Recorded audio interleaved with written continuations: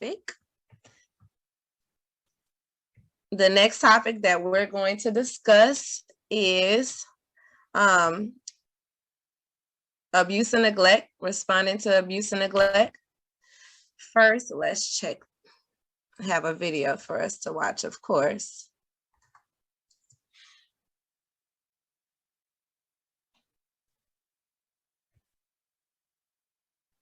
I had it up, but since it was going so slow, I tried to close some of my tabs to see if it would stop disturbing the progress we were making.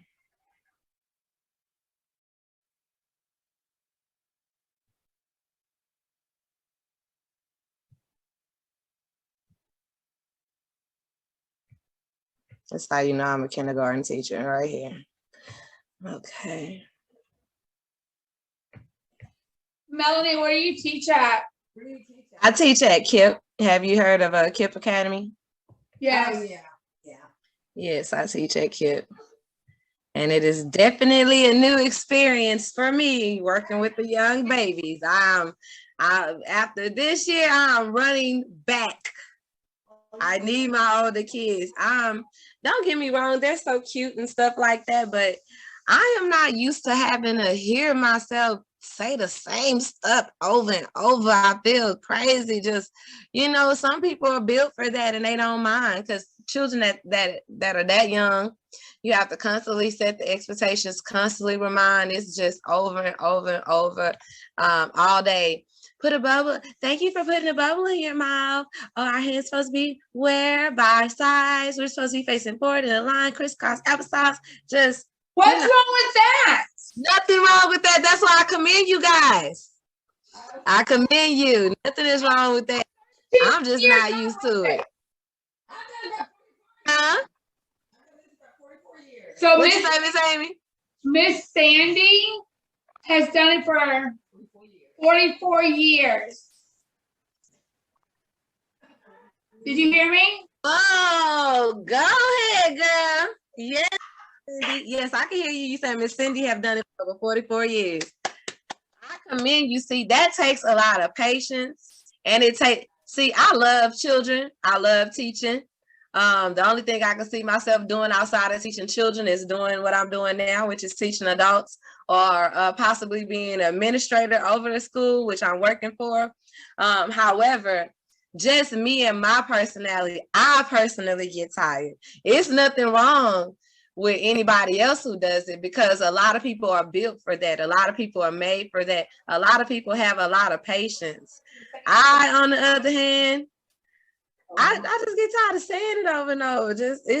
I don't know. It's too much for me. I think I'm a better fit for older children, even though I love all children. Yeah. I just get tired of hearing my own voice so much.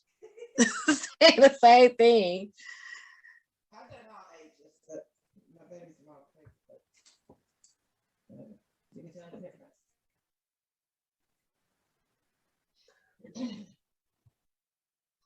This is taking a while to load. Let me see. Maybe I need to close out the Kahoot, but it's going to take a while to open it up. Fair use commenting, criticism, educational, and fair use purposes. Viewer discretion is advised. The statements or comments in this video are alleged, and all accused offenders are innocent until proven guilty. Now let the scrutiny begin, and enjoy. Childcare Criminals and Despicable Daycares, Episode 1.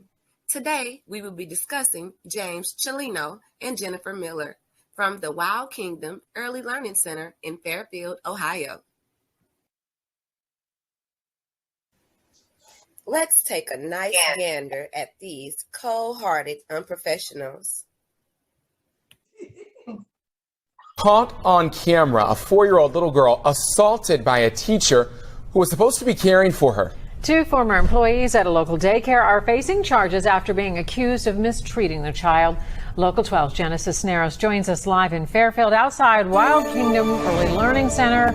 Jenna, first off, how is the little girl? Yeah, I spoke with the mother of the little girl, and thankfully she's been doing well. Her mom says that she is nonverbal, and staff describes her as a gentle soul who wouldn't hurt anybody. The director says as soon as she heard that little girl's cry, she says her motherly instinct came to life, and she knew something was immediately wrong. Good morning to you. Good morning to you. What appears to be a seemingly normal start for this preschool classroom quickly turned chaotic. Get out of here. Former teacher James Cialino had been watching 10 kids in his class back in June when a 4-year-old girl left the room with another class. Jennifer Miller, the teacher of the other class, brings the child back into Cialino's classroom, and then he pushes her to the ground. Miller watched it all happen and proceeds to shut the door and leave. The video itself has all the truth it needs in it. So as soon as you watch that, or as soon as you see that, you know immediately what has to be done. Director Lisa McMillian says a third teacher, seen in the red shirt, came into the classroom after the little girl got pushed to the ground. That teacher was not involved in this incident. Cialino then took the little girl to McMillian's office. You just know something's not right with that cry. As a mom, you know when something is not right. As a director, I know all of those children and I know how they cry. McMillian says she immediately pulled the surveillance video, fired the 2 teachers, reported the incident to police, as well as the little girl's family. What the hell is this? I cried. I couldn't hold it. It was so heartbroken. 3 months later, the family is still struggling to forget the incident. Okay, quick question. Why do you guys think that other lady got fired? Because she watched it happen. Yeah, she crazy. She sat there, watched it happen, looked at it like it was a spectacle, and closed the door as if nothing took place. She should have said something, which means he must have done that more often with how casual she was about that. Yeah, because she just like, okay, like whatever. Yeah, she didn't care at all whatsoever. I remember that being on the news, I think. So she didn't go. Incident. The guy just pushed her away like an animal, a little baby who knows nothing, who all she knows in life is just to play, eat and sleep. You push her down on her chest and she's lying down crying, and you are still doing what you were doing. What a heartless man. Both employees have been fired. Police have also charged Cialino with assault and child endangerment. Miller is also charged with child endangerment. The little girl's mom praises the director here for immediately notifying her of this incident. She says since the 2 teachers have been fired, she still feels comfortable sending her child here at this daycare. For now, reporting live in Fairfield, Jenna Cisneros, Local 12 News. Thank you, Jenna. And both former teachers have pleaded not guilty. The trial is set for December 3rd. First and foremost, I would like to give our director, Miss Lisa McMillan, a round of applause. Not only did you save future children from being abused, but you also saved the reputation of the child care center in which you work for. What you did was definitely monumental. A lot of child care centers are very apprehensive and protective of their employees, even when they're dead wrong. You stepped up and you stood up for that child, and for that, you deserve your flowers. Thank you, ma'am. Okay, before we discuss Mr. James, let's discuss Miss Jennifer. Miss Jennifer, if you are not aware, darling, it is your duty as a child care worker to report any abuse or neglect that you witness. Period. There's no excuse for your actions. You witness a grown man push a 4-year-old nonverbal child to the floor with no remorse, and your response was to close the door and act as if nothing happened. Where is the logic in that? How would you feel if that was your child? How would you feel if that was your sibling? That is completely unacceptable. You saw this man put his hands on that child in an inappropriate way. You should have reported it. Period. It's no excuse. You failed to protect that child, and you chose to protect a predator. There's no logic in that. And the daycare director was absolutely correct in getting rid of you, just like she got rid of Mr. James.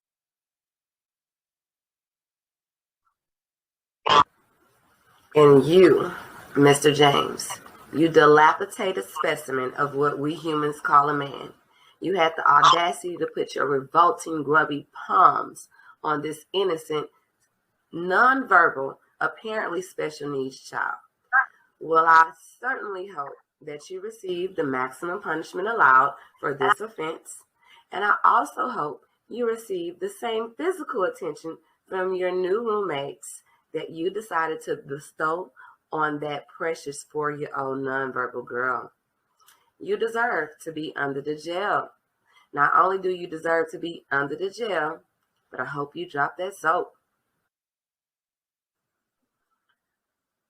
Honestly, I cannot believe this baby abuser and his mindless spectator decided to plead not guilty, although they were caught on tape.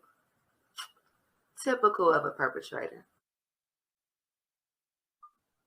In conclusion, the moral to this episode for administrators, owners, parents, and ethical caregivers is cameras are a good thing. They really are. Not only do they protect you in the childcare center, but they protect the children in the childcare center. The additional lesson that you should have learned as a caregiver is to keep your hands to yourself. Do not physically harm these children at all whatsoever. And if you see something, you need to say something. If you do not, you will also be in trouble with the perpetrator. And honestly, if it is that difficult for you to keep your hands to yourself, then you need to find another line of work.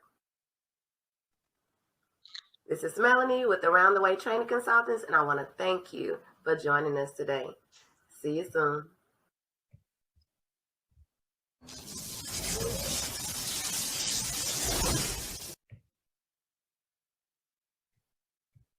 Right. And I actually have quite a few of these videos. Created using Powtoon. Okay, so every time I come across a story, if I get the opportunity, because it kind of take a little while to do the videos, but whenever I get the opportunity to do a new one, I'll have a new one coming soon. The last one I did, I actually have a couple of them. So if you guys want to see when I'm uploading those, you can go to Around the Way Training Consultants on YouTube, and you can subscribe to our channel, and you'll be able to see the other ones that we have. Now, this one is about recognizing child abuse in the center.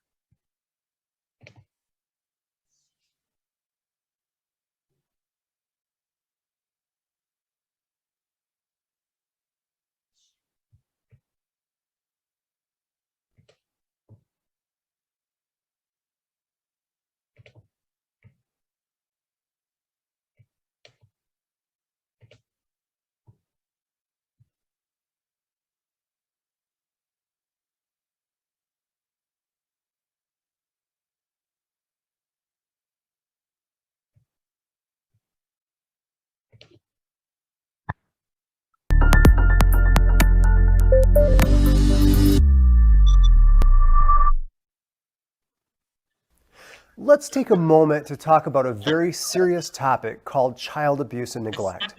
A subject none of us really want to talk about, but is vitally important. Especially if you work in an industry where you might be mandated to report such abuse or neglect. And you work in that industry. All childcare workers, all teachers, doctors, dentists, lawyers, firefighters. If you are working, and only lawyers that actually work with children, like for like different cases or whatnot. But if you are doctors, teachers, if you work with children and you come across abuse and neglect cases, any health professional, actually, nurses, even nurses assistants, all of those individuals are considered mandated reporters. Mandated reporters, meaning you have to report. It's not an option. You can't decide whether you want to report or not because your job won't allow you to. because in the state of Texas, that is a Class B misdemeanor for failure to report. And you can sit in jail for 6 months. So if they come to find that you were negligent in reporting and that child is severely hurt. So would you want to give up 6 months of your life? Or would you want to pay a fine or just anything for not telling? That's a Class B misdemeanor for no reason. Even if you don't know all of the facts, it's not your responsibility to find out the facts. If you see abuse, that is, see, a lot of times we try to play the investigator. We are not the investigator. You are not the investigator. If a child tells you something, you need to believe them. It is the CPS worker job to decide to whether that allegation was accurate or not yours. A lot of times we like to play investigators. That's not our responsibility. Our responsibility is to report. If everything comes out that nothing happened, then that case will be dismissed and nothing to even go on their record.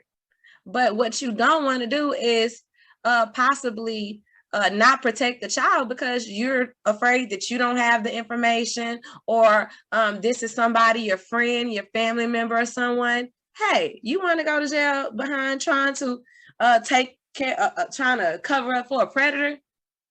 Because that's what they are, a predator. Is it worth it? The child is innocent, not the grown person that's abusing them. You know, a lot of times we put our personal feelings in it, especially depending on who it is, if we like the parent or not, or, you know, again, we try to play investigator. We are not the investigator. Let's leave that to the professional CPS investigators and let them figure out whether it's abuse or not. But you are mandated to report it.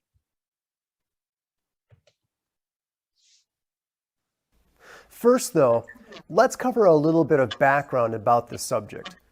According to the statistics covered by the United States Department of Health and Human Services, the Administration for Children and Families, an estimated 679,000 children were victims of abuse and neglect. And of those, over 1,500 died in 2013 alone. Of these children, 80% suffered from neglect, 18% suffered a physical form of abuse, and 9% were victims of sexual abuse. So as you can clearly see, this is a problem that is so serious and far too common. My hope is that this training will give you the knowledge to recognize true abuse and neglect and help you protect the innocent. Now, depending on your state laws, you may have a legal requirement to report suspected abuse as a person called a mandated reporter. A mandated reporter is a person who is legally required to ensure that a report is made to the proper authorities when abuse is observed or suspected. Specific details vary across states and jurisdictions, so make sure you know your particular details. Abuse that must be reported typically includes that which can be categorized as neglect, physical, or sexual in nature. Mandated reporters may be paid staff or volunteers, but who have assumed full or even limited responsibility for the care of a child. And this often includes, but not limited to, teachers, daycare providers, EMS personnel, coaches, camp staff, and other professionals. Unfortunately, abuse can occur anywhere, and some examples might include like child daycare centers, schools, religious institutions, recreational and athletic programs, camps, residential facilities, and sadly, even at home. The most predominant type of abuse is neglect. Neglect is something that means despite available resources, the parent or legal caregiver fails to provide adequate food, clothing, shelter, supervision, and may not seek appropriate medical attention for illness or injury. Now, this can happen for a number of reasons, but may specifically include a family crisis or a job loss, a serious illness to a caregiver, or a divorce or separation of parents. And that all leads to causing chaos in a household that also alters the structure or routines, or the home may seem that it has little space left over for the child. Now, indicators of neglect may include a child who looks undernourished and hungry. Now, these children might even become beggars for food because of this persistent hunger. The child might be more lethargic, like they're not getting enough sleep due to disrupted schedules. They've got noticeably poor hygiene. Maybe they're inappropriately dressed for the weather. The child may have injuries that can be attributed to a lack of supervision, including those kind of associated from being harmed by other people. The trigger that makes them suspect of abuse is that they say they have frequent accidents and injuries. Along with these injuries, they have a poor ability to relate to others and have poor self-esteem. Maybe they have attachment difficulties or other social problems like their inability to say no to inappropriate requests. These are all different ways we can suspect neglect and recognize that there may be a problem.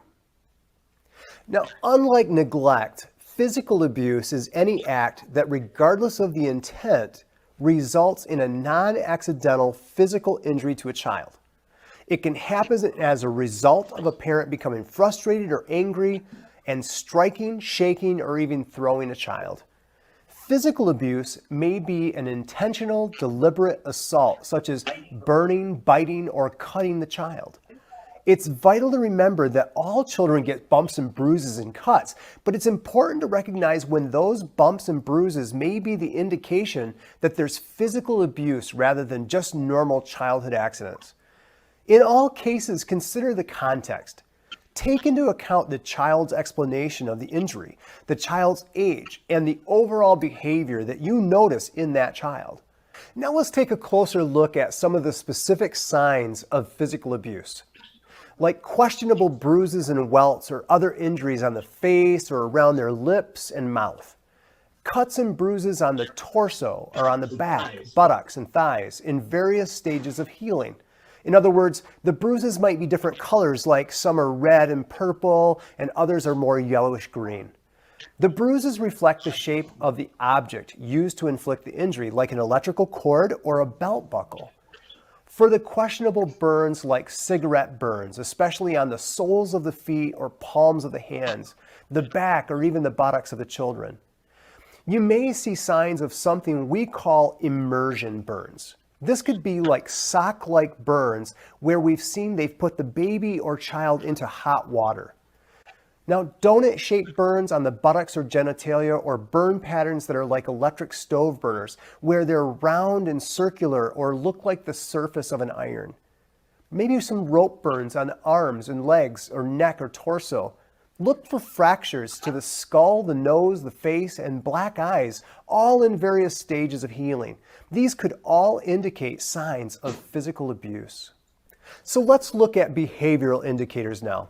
Some behavioral indications might be that the child is uncomfortable with physical contact, being wary of adults, and being apprehensive when other children cry. They may show emotional extremes like being overly aggressive or extremely withdrawn. In some cases, the child may be frightened of the parents and afraid to go home. They may arrive to school very early or stay very late. Again, all possible indicators that the child is avoiding the need to go home.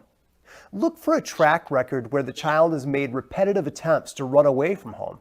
So be alert to these reports that the child is being hurt by a parent or someone at home or in their community, and maybe they're even complaining of body limb soreness or moving uncomfortably. Maybe the child is wearing clothing inappropriate to the weather. I liken this to, say, a big, bulky shirt and loose pants in order to cover the body or the wounds. Additionally, they may even be reluctant to change clothes in public or for gym activities. This again being an attempt to hide injuries or bruises as a result of the abuse. So how do you tell the difference between normal discipline and abuse? Well, it's important that there be some objective guidelines between corporal punishment and abuse. Corporal punishment, which is allowed in some areas of the United States, such as spanking, may be used as a discipline technique by parents or guardians to teach appropriate behavior. Discipline is a learning process, though. The goal is to teach appropriate behavior. Abuse, on the other hand, is not a learning process where the goal is not to stop inappropriate behavior, but to inflict pain, and is usually the result of anger, loss of control, and frustration. See, there's a difference between accidents and purposeful injury. But how does one tell the difference between abuse and accidental injury? Well, abuse and accidental injury can look similar, but there are important differences, and they are that cuts and bruises caused by accidents normally occur in outside areas of the body, like the elbows and the knees, but accidental injuries to soft tissue areas like the stomach and the buttocks are way less likely. Now, if the same type of injury happens frequently, it's less likely to be an accident unless it's in a location that's socially acceptable for the appropriate age and activity level of the child. If multiple injuries are present, especially in different stages of healing, it's less likely to be an accident unless the child's involved in a full contact sport. If a series of injuries appear in a pattern or resemble an object like an electric cord or a wooden spoon, well, that's very suspicious, and it may have been inflicted by abuse. If a child's caregiver gives an explanation for injuries that's not consistent with the facts, then the injury may be suspect. Sometimes examples can be helpful, so here's a couple. Steve, a 10-year-old boy, arrived at school with a bruise on his elbow and a scrape on his knee. And so you ask him what happened, and Steve says, "Well, I got hurt riding my bike when I hit a curb.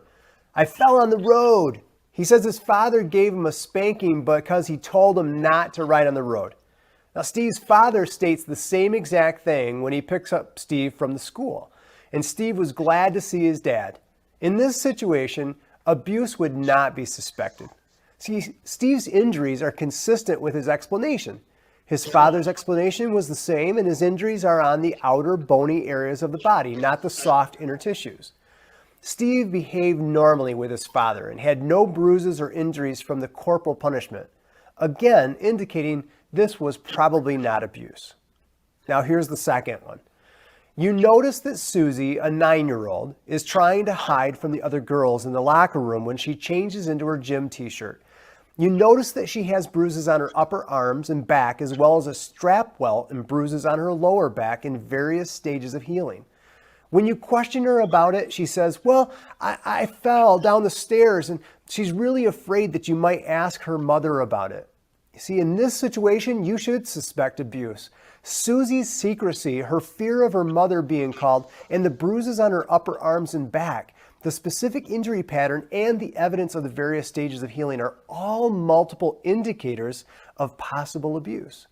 Remember, reporting suspected abuse is helping to protect those who are being abused. Now let's talk about sexual abuse. It's a complex type of abuse with significant implications for the child victim. Often there are no physical signs or behavioral indicators that can be seen, or they're subtle and attributed to other things. But the adult abuser usually tries to manipulate them into silence by using things like, "This is our little secret," with real or implied threats. See, this type of manipulation is far beyond the child's ability to understand. This is emotionally confusing to the child and will often create a wide range of emotional responses. Sexual abuse can be defined as any illegal sexual act upon a child, and it includes incest, rape, indecent exposure, fondling, child prostitution, and child pornography. Indicators of child sexual abuse include inappropriate knowledge of sex or sex behaviors, sexually explicit drawings, or highly sexualized play. Maybe expressions of unexplained fear of a person or place, avoiding or attempting to avoid a familiar adult. They also include nightmares, sleep interruptions, withdrawal, guilt-like feelings like, "It's my fault." They may also indicate shame. They may have serious depression or maybe depression in general, anxiety, or mood swings. Make no mistake, one of the strongest indicators of sexual abuse is when a child simply says that he or she has been sexually abused. Take the statement seriously. Resolve doubt in favor of the child and err on the side of protection. If it's not truly abuse, a good justice system will find that out. So how should you respond to the abuse? Abusers often tell children that bad things are going to happen if they tell others about it, or that it's a secret that is not to be shared. Because of this, children are more likely to share information in an indirect way, hoping you'll just figure it out and figure out what they're trying to tell you. There are different forms of disclosure. Let's cover a few. like indirect. Indirect disclosure might sound like this. My babysitter keeps bothering me. There's also disguised disclosure. Disguised disclosure sounds like, what would happen if a girl was being touched in a bad way and she told someone about it? A disclosure with strings attached might be something like, I have a problem, but if I tell you about it, you have to promise not to tell anybody. So if a child wants to tell you something, listen to them, but remain calm. Encourage the child to tell you what happened, but please don't press the child beyond that which they're willing to provide. It's important not to promise that you won't tell anyone else either. Let the child know that you may need to tell someone else in order to help them. Remember, you're not responsible to prove that the abuse or neglect occurred, just that you have a suspicion that a child is being abused or neglected. If you have a reason to suspect abuse has occurred, then report the situation to a local Child Protective Service office. And if you're a mandated reporter, you have a legal responsibility to report. There may be a policy that governs who actually makes a report to Child Protective Services when abuse is suspected. It's important that you know your reporting policies and procedures. Please, don't shirk your responsibilities, and please don't overestimate the strength and power of a healthy relationship that is simply good discipline and training. It's going to take discernment and wisdom on your part, but when you do suspect true abuse because of multiple indicators. Okay, for you guys, the state of Texas say you cannot put your responsibility on someone else. And the child care center or the school that you work for cannot ask you to tell somebody else or this or that first, or they cannot put in laws or steps like that. It is your responsibility. Now, if you choose to tell your director, that's perfectly fine, but they can't prohibit you from reporting. So I'll give an example. Your director or the owner of the child care center can't say, oh, all allegations of abuse must come through me first. That's illegal in the state of Texas. You cannot do that. And in the state of Texas, you are responsible for reporting. Okay, you are. So you can't say, oh, I told my director, or, oh, I told the owner, and they said they were going to report it. No. The state of Texas holds you responsible, the caregiver in the room with that child, the person who witnessed or saw the abuse themselves. So, and I've been through this myself, as far as someone trying to tell me, oh, any abuse case, you need to come through me. And me being a trainer, I'm like, oh, no. I know what the law says.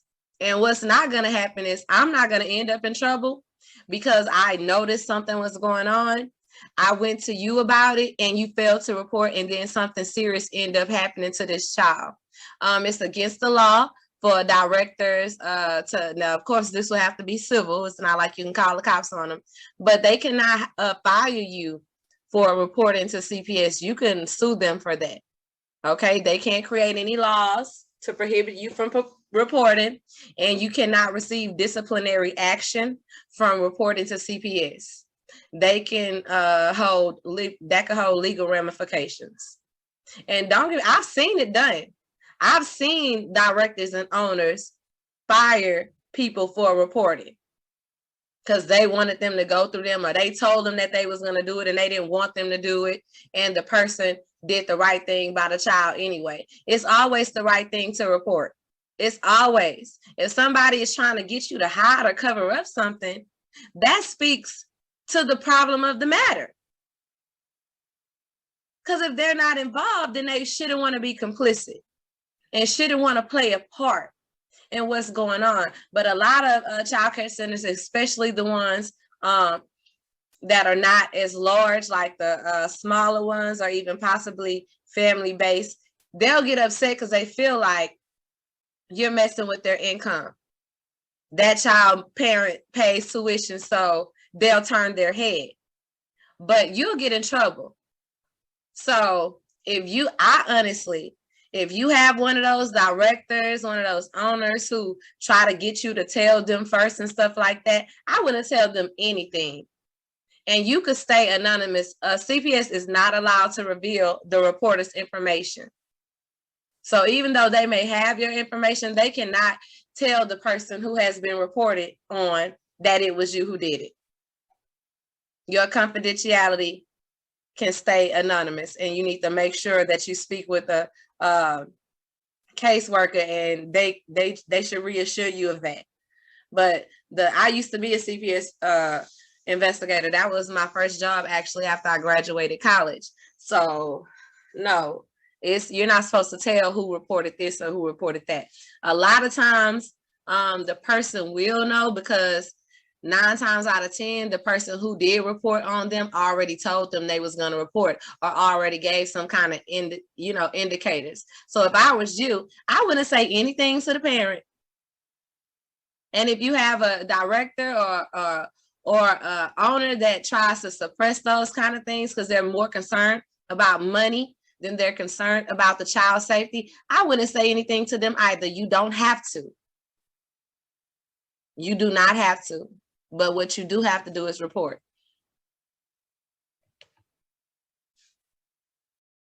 You're acting on the part of a true rescuer for a child who may be in serious danger. Okay.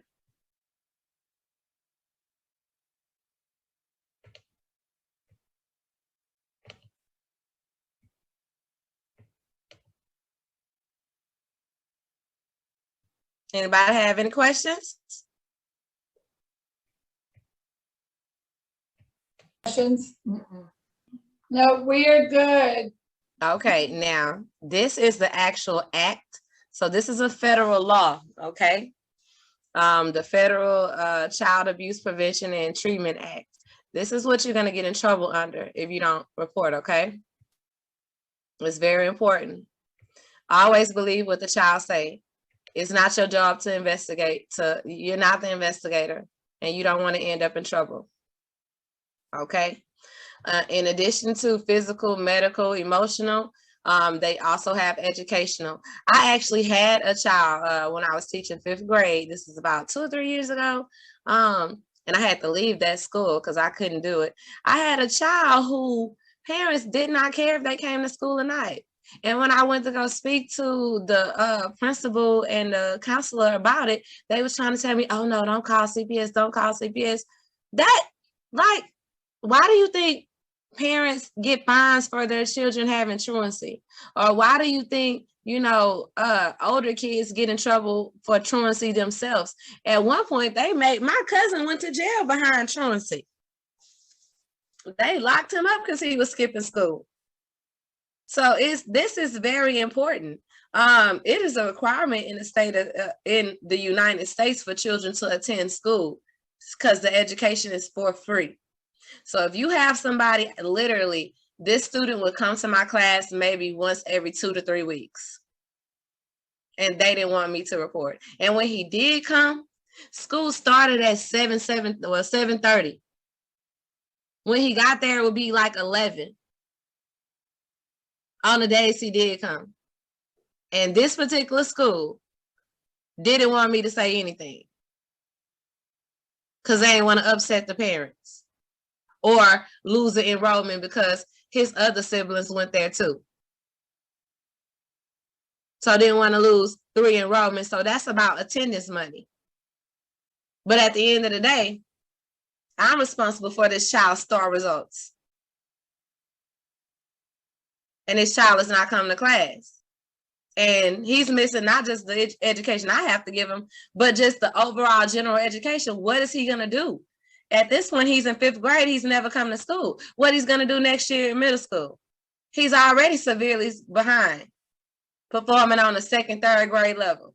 And you're fine as the principal, as the superintendent, telling me to not report? No, I had a problem with that. And I didn't come back the next year. Just because, no, it's not your place. I told you about what I was experiencing in my classroom as a courtesy, not for you to try to cover it up and have people emailing me and calling me, telling me, don't say this, don't say that. Like, I felt like I was being harassed just to not report that this young man have been missing school. On that level, I probably wouldn't even mind once a week or twice a week, but literally you coming to school once every 2-3 weeks and then you're late when you do it. That was a lot. Okay. Melanie. Yes. Okay, question. One of the ladies wants to know if on the educational one, if that's happening, you also report that to CPS, correct?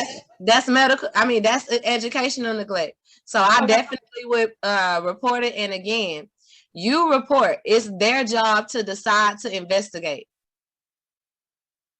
You report physical, medical, educational, and emotional neglect. All forms of neglect, all forms of abuse, you need to report. Now, whether the parent is going to pay consequences, that's not, for you to worry about. But definitely, that is a form of neglect.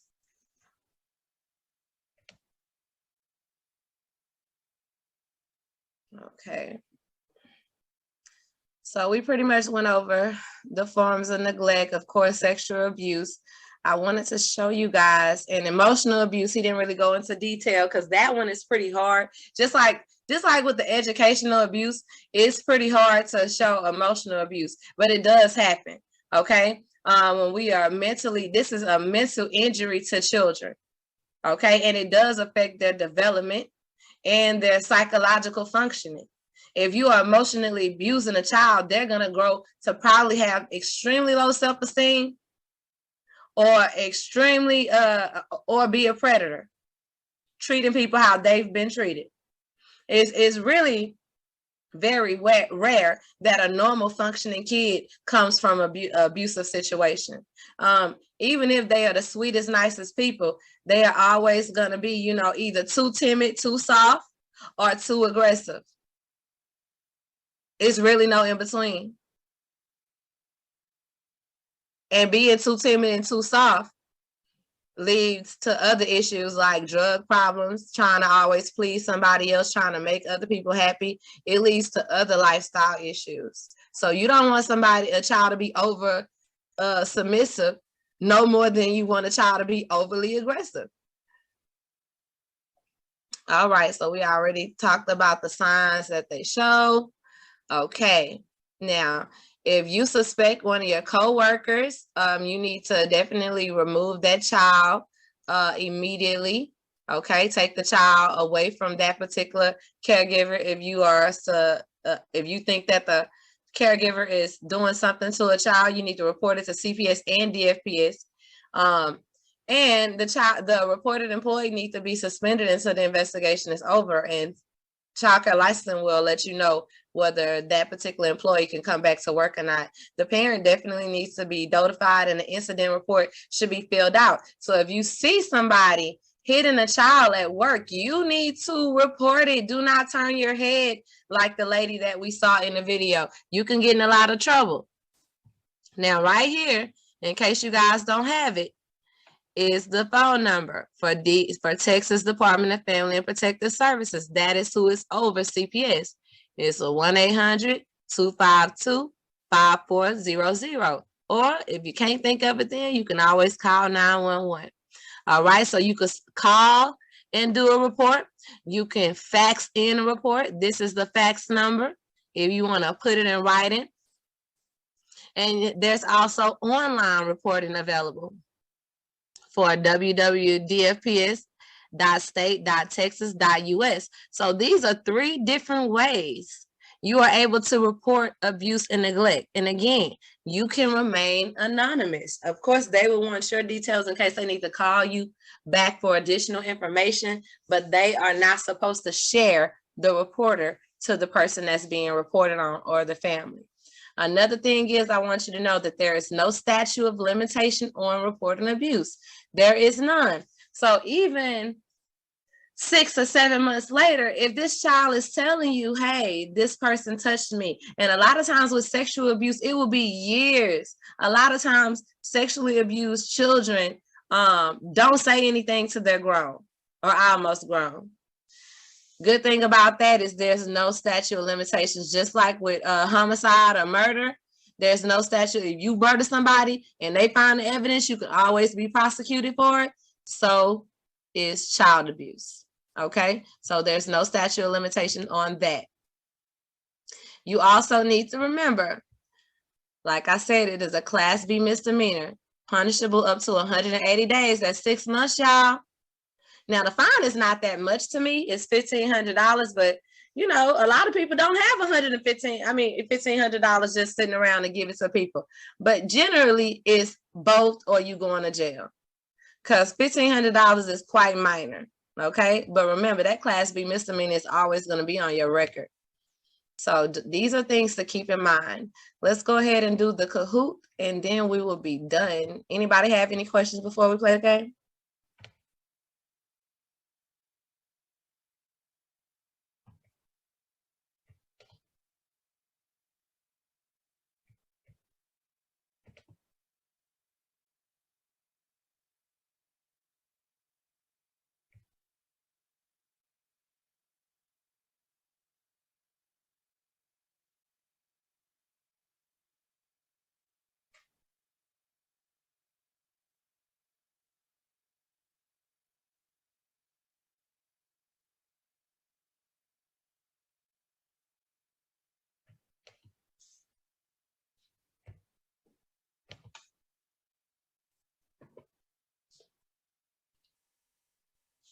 All right, remember to type in, and you probably still have it up from last time.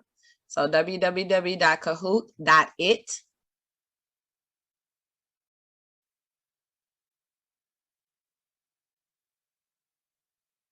Your PIN, 412-4453.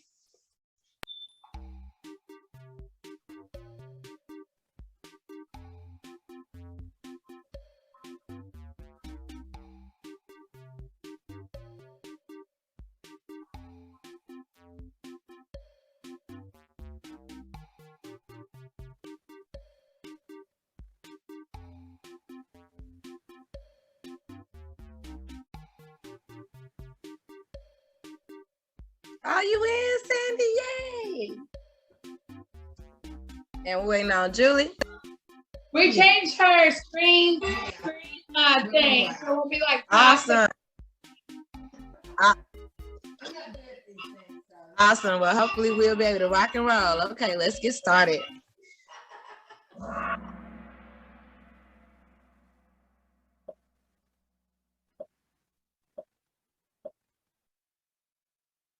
What is neglect?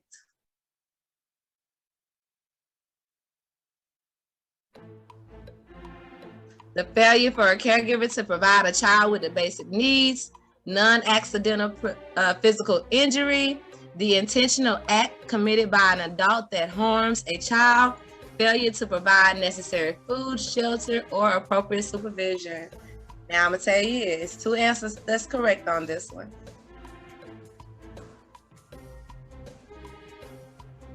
Well, actually 3.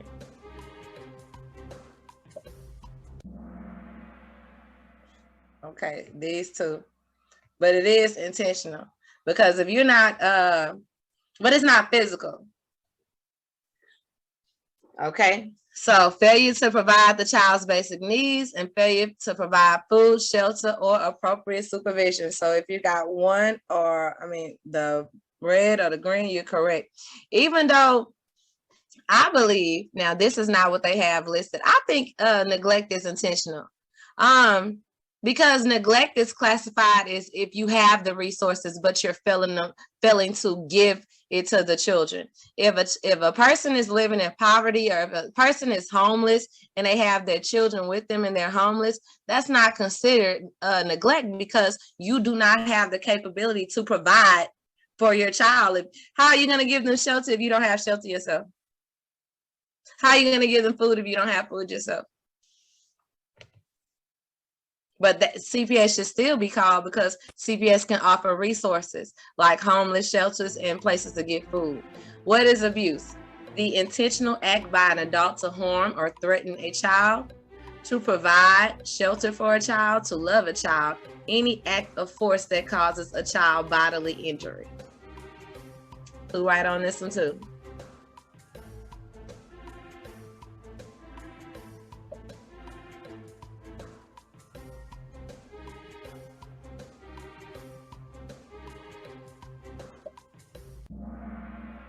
That's right. That's right.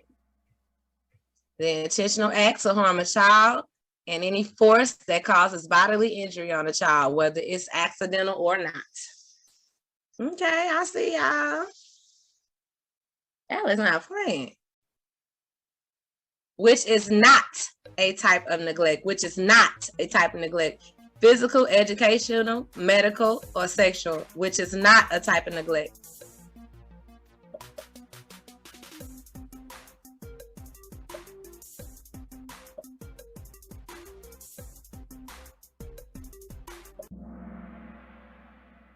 All right, good job. Wait, good job. I mean, wait, I'm sorry. Medical neglect is one. I'm sitting here looking crazy. Sexual, you're thinking about sexual abuse. Medical neglect is a thing. That's when you're failing to provide the necessary things that a child needs for a medical sense. So let's say if a child has asthma, but you are not providing them an asthma pump. Let's say if a child broke their arm, but you didn't take them to the doctor or to the hospital to get it worked on, okay? Or just broke anything. When a child needs medical assistance and a parent fails to provide it, that is called medical neglect. Now, sexual neglect. I hope that everybody is sexually neglecting children. That means you're not doing it. You're not providing it. Please do not touch these kids. Everyone should be neglecting sexually neglected children. They should not be receiving anything sexual whatsoever. Remember, neglect is the failure to provide. The failure to provide. We should not be providing them anything sexual, anything at all. Okay? Now, remember, abuse is doing something that you should not be doing. So that's sexual abuse. When you're touching a kid, that's doing things, that's adding things that shouldn't be there. Touching, physical harm, all of that, that is abuse. But neglect is the lack of providing. Okay? There's no such thing as sexual abuse. We shouldn't be doing anything sexual with any child.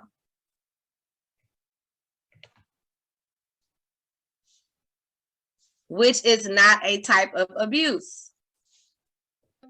Sexual, moral, physical, verbal. Which is not a type of abuse.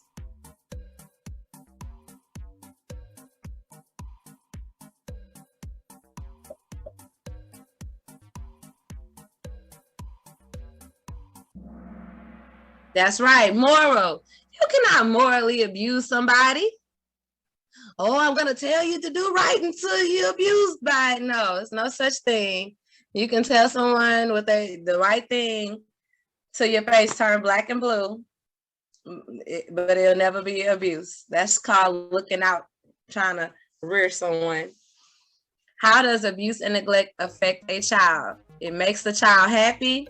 The child lacks self-esteem and have anxiety and depression. It makes the child smarter, makes the child behave better.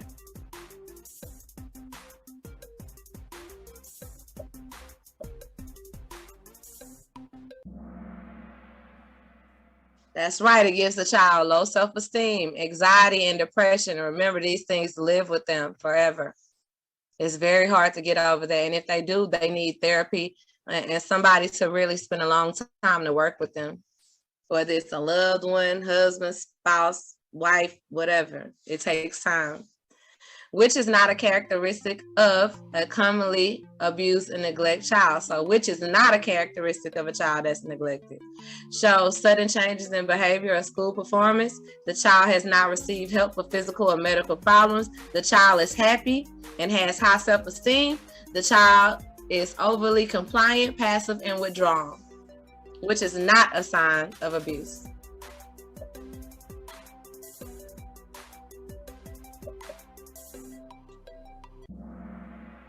That's right. The child is happy and has high self-esteem.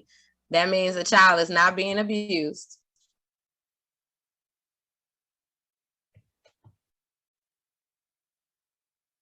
All right. What is a mandated reporter? Someone who hates children, a news reporter, someone who does not have children, someone who works with children. What is a mandated reporter?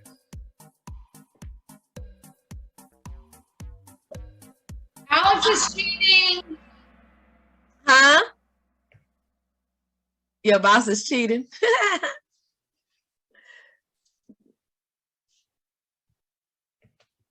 Stop cheating. Which profession is a mandated reporter? Is a teacher, a doctor, construction worker, or a publisher? Now this one has two answers as well.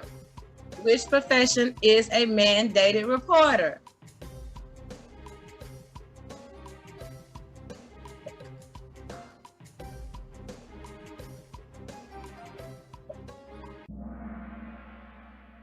A teacher and a doctor. That's right. They have to. You have no choice.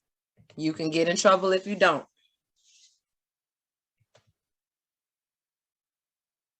True or false? Texas mandates that anyone suspecting child abuse or neglect should immediately report it. True or false?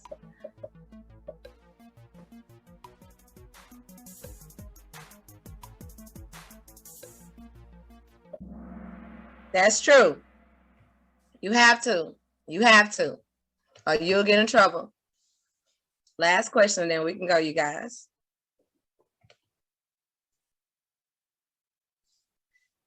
There is a statute of limitation on reporting abuse. True or false? There is a statute of limitation on reporting child abuse.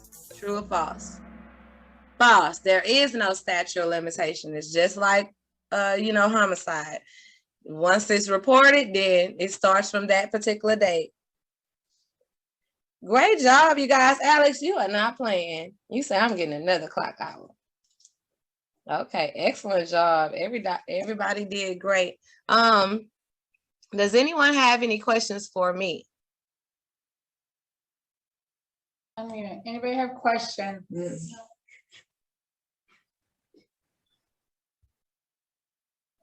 Let me exit out the share.